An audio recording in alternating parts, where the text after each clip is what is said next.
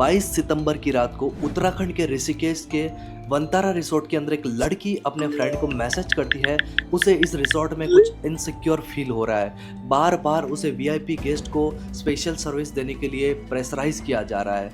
बार बार उसे टॉर्चर किया जा रहा है और उसे बार बार पैसों का लालच दिया जा रहा है। और स्पेशल सर्विस का मतलब है सेक्सुअल रिलेशनशिप। और उसके दूसरे दिन ही ये लड़की गायब हो जाती है। Sensational murder case of Ankita Bhandari. Ankita murder में अंकिता भंडारी मर्डर केस। अंकिता भंडारी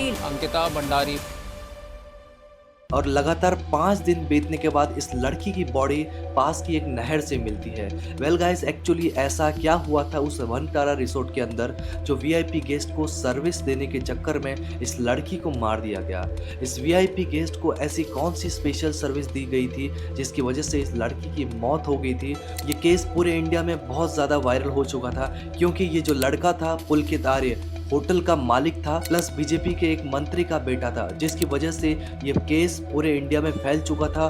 और पब्लिक को सोशल मीडिया के थ्रू इस केस के बारे में जानकारी मिल गई थी, तो पब्लिक ने तोड़फोड़ करना स्टार्ट कर दिया और पुलिस को भी दबाव बना दिया था कि इस केस को जल्द से जल्द सुलझा दिया जाए।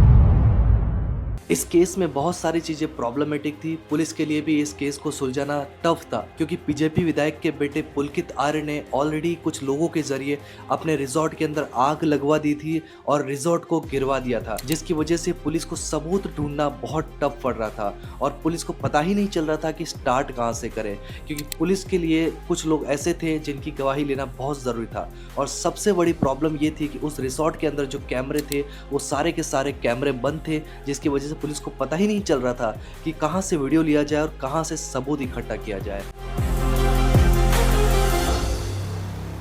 वेल गाइस, जब पुलिस ने पूछा रिजॉर्ट के कुछ लोगों से, तब पुलिस को पता चला कि 18 सितंबर की रात को पुलकित आर्य अंकिता भंडारी से ये कहता है कि उसे किसी काम की वजह से ऋषिकेश जाना है। ये तीनों जन यानी कि पुलकित आर्य, बैंक का मैनेजर और वहाँ का स्टाफ, ये तीनों जन मिलकर अंकिता को किसी काम का बहाना बनाकर ऋषिकेश ले जाने की बात करते हैं। और ऋषिकेश ले जाने के बहाने ये तीनों चारों लोग चले जाते हैं और फिर अंकिता को नहर के पास ले जाते हैं। वहाँ पर पुलकित आर्य की अंकिता भंडारी के साथ कहासुनी हो जाती है, जिसकी वजह से ये तीनों जन मिलकर अंकिता को उस नहर के अंदर धक्का दे देते हैं। वेल गाइस, ये तो बात की बात है, एक ऐसा वीआईपी गेस्ट इस रिसोर्ट के अंदर बार बार आता जाता रहता था जिसकी सेक्सुअल डिजायर को कंप्लीट करने के लिए अंकिता को ये 10,000 रुपए का लालच दिया गया था, जिसे उसने ठुकरा दिया था। और इसी के चलते पुलकित आर्य की बार बार अंकिता के साथ बहस हो जाती थी।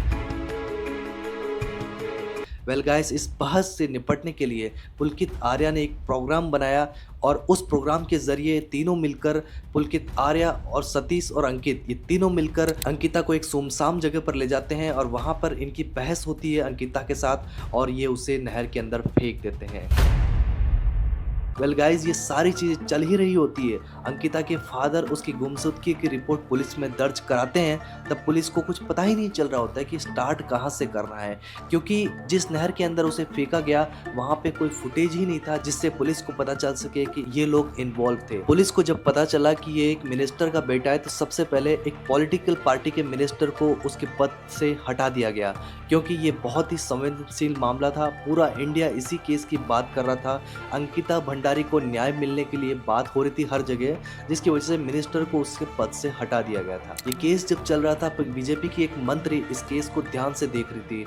जहां पर वो तलाशी लेने जाते, जहां पर चेकिंग करते, वो मंत्री साथ साथ चल रही थी। लोगों को जब पता चला कि ऐसा कोई व्यक्ति इस केस में दखल अंदाजी कर रहा है, तब पब्लिक ने उस मिनिस्टर की गाड़ी को तोड़फोड़ कर दिया और उसे भी हटा दिया।